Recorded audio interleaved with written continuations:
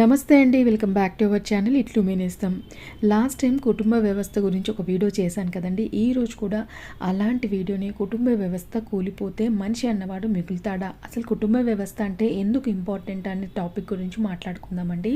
మీకు కనుక వీడియో నచ్చినట్లయితే కొంతమందికి షేర్ చేయడానికి ట్రై చేయండి. వీడియో నచ్చినట్లయితే ఒక లైక్ చేయడం మాత్రం అస్సలు మర్చిపోద్దండి. ఈ ప్రపంచంలో మనిషికి మొదటి దేవాలయం కుటుంబం, మొదటి గురువు తల్లి, మొదటి భరోసా తండ్రి, మొదటి స్నేహితుడు అన్న లేదా తమ్ముడు, మొదటి ప్రేమ అక్క లేదా చెల్లెలు. కానీ ఈరోజు అదే కుటుంబం నెమ్మదిగా కూలిపోతూ ఉంటే మనిషి బ్రతికున్న జీవితం చనిపోతుంది. ఎందుకో తెలియదు, ఎప్పుడు మొదలైందో తెలియదు.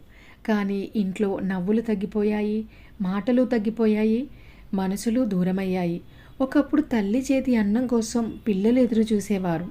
ఇప్పుడు అదే తల్లి కొడుకుతో 2 నిమిషాలు మాట్లాడాలన్నా భయం వేస్తుంది, భయపడుతోంది కూడా.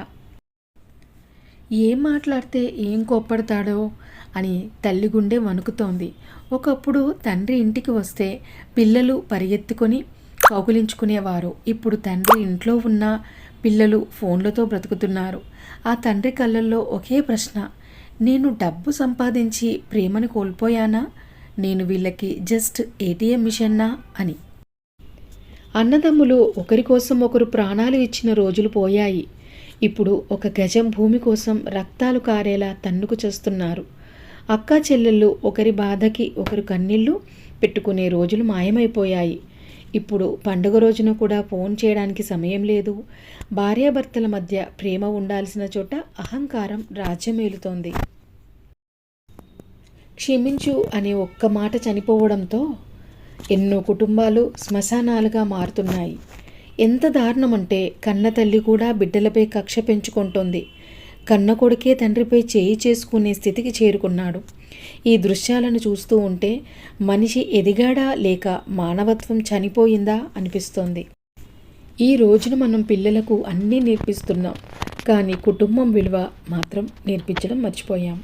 ర్యాంకులు తెప్పిస్తున్నాం, కానీ రక్త సంబంధాలు నిలబెట్టుకునే సిలబస్ నేర్పించడం మర్చిపోతున్నాము. డబ్బు సంపాదించడం నేర్పించాం, కానీ మనుషుల మనసులను ఎలా గెలుచుకోవాలో నేర్పించలేదు. ఈ రోజు నుంచైనా తల్లిదండ్రులతో 5 నిమిషాలు ప్రేమగా మాట్లాడండి. అన్నదమ్ములను కౌగులించుకోండి. అక్క చెల్లెలను ఆప్యాయంగా పలకరించండి.